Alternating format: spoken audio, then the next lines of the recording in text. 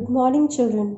Welcome back to your chemistry class. So today in this chapter of surface chemistry, we are going to discuss about some general characteristics of catalyst. Yesterday we had studied what are catalysts and different types of catalysts. Today we are going to talk about some general characteristics of these catalysts. So the first characteristic is that catalyst is regenerated. Okay, so what do we understand by catalyst gets regenerated? That is, the reactant when combines with the catalyst, right, it gives us a complex compound, and this complex compound further then gives the product plus the catalyst. Now how does this happen? Let's take an example.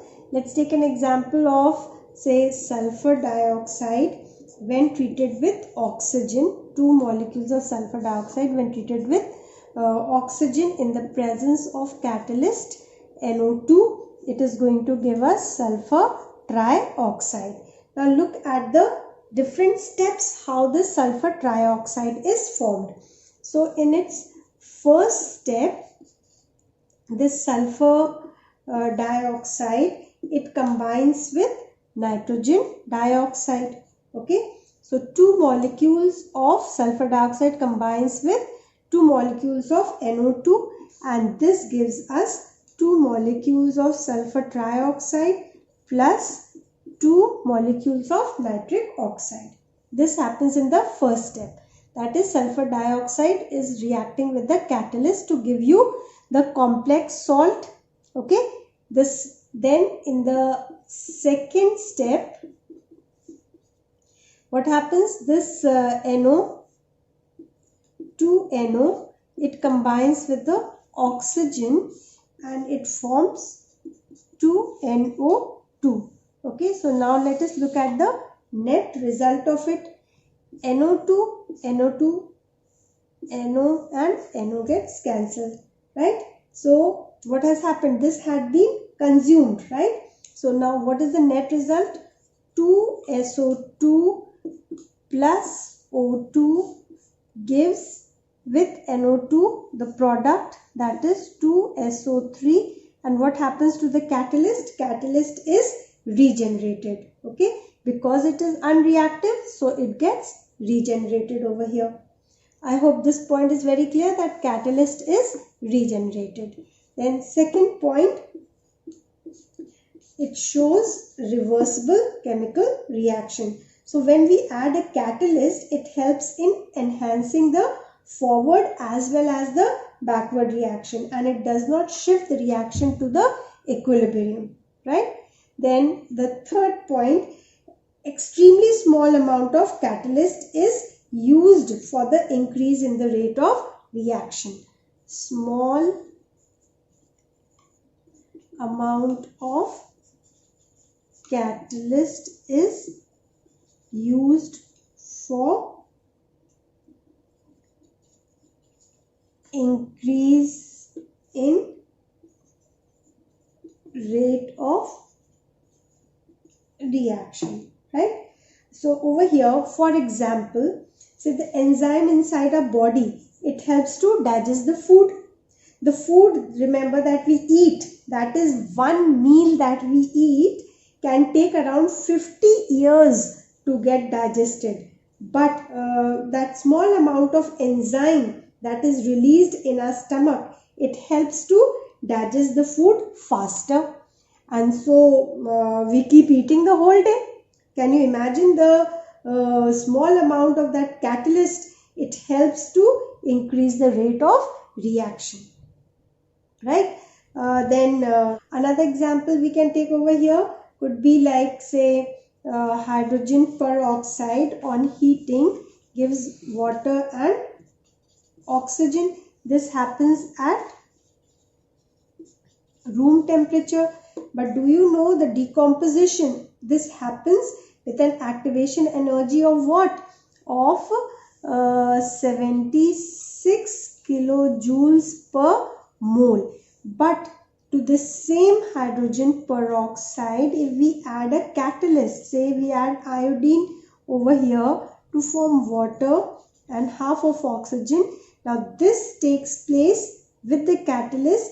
Now the activation energy is 57 kilojoules per mole, right? So what do we observe over here?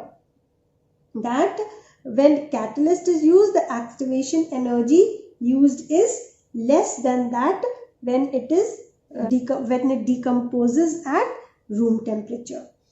Then the fourth point, catalyst does not affect the energies of the reactants and the products. Okay, catalysts does not affect the energies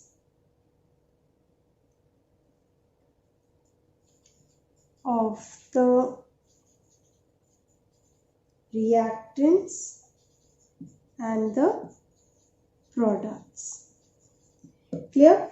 Then next, the catalyst does not initiate a reaction, it only enhances the rate of reaction. Catalyst does not initiate a reaction, right? It only enhances the rate of reaction, except there's an exception. Like for example, hydrogen and oxygen, they remain unchanged for years at 25 degrees Celsius.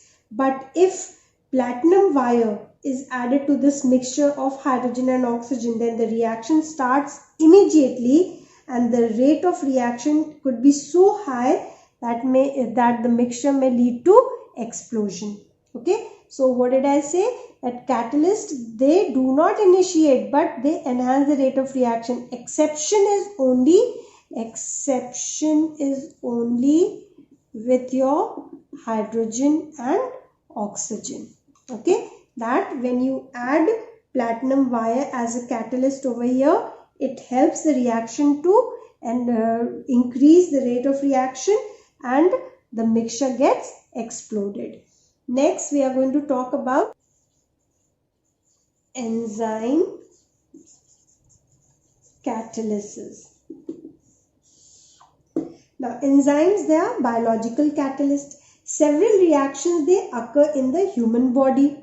Then, for example, biochemical reactions, and they help to speed the biochemical reactions in our body. So, enzymes, they are the complex nitrogenous organic compounds, and they are produced by the living plants and animals. They are actually the protein molecules of higher molecular mass, and they form the colloidal solution in water. Thus, these enzymes, they are termed as biochemical catalysis, and the phenomenon is therefore termed as biochemical catalysis, right? For example, I can take over here like cane sugar, that is C12H22O11. O11, when it is treated with invertase, right, the enzyme, it is going to give us glucose and fructose, that is C6H12O6 plus H12O6. This is glucose, this is your fructose. Okay, similarly, if we take glucose, that is C6H12O6, the glucose, if it is treated with zymase, right, then it is going to give us 2C2H5OH, the ethanol, and 2 molecules of carbon monoxide is also given out. Now, decomposition of urea into ammonia carbon dioxide, that also happens due to urease. For example, urea NH2CO NH2, when treated with water and urease, it gives 2 molecules of ammonia and carbon dioxide. Okay, so these are several reactions, or we can also term them as biochemical catalysis. Some more, if you can remember, proteins with the help of pepsin or even trypsin, all these reactions we've done earlier, they form amino acids, right? Even the milk, how can I forget that? Milk with the lactic bacilli gives curd. So these are some of the enzyme catalysis, right? Now what are the properties of enzymes? The efficiency, they are highly efficient catalyst and they increase the rate of reaction by around 10 to the power 8 to 10 to the power 20 times, right? Then they are highly specific in their action on the substances. Each enzyme catalyzes only that specific type of reaction. Then only small quantity of this is required and they are even regenerated. And the enzyme catalyzed reactions, they have maximum rate at temperature 37 degrees Celsius and the pH required is only 5. So these were some of the properties of enzymes. Now let us understand the mechanism of these catalysts. Let us understand the mechanism. So Fischer, he suggested lock and key method. What is this lock and key method? That is the enzyme treated with substrate, okay, will always give us enzyme substrate complex, okay, and further when this get decomposed, it gives the product plus the catalyst, right? So there are active centers on the surface of the enzyme particles. These cavities, they are the characteristic shapes and they possess active groups. What are those active groups? The active groups could be like your amino group or your OIC group or maybe SH or OH, etc. Right? So the molecules of the reactant, that is the substrate, have a complementary shape fit into these cavities, just like we fit the key into a lock. Lastly, let us come to the catalysts that are used in the industry. So in Haber's process, what do we use? We use finely divided iron over here, right?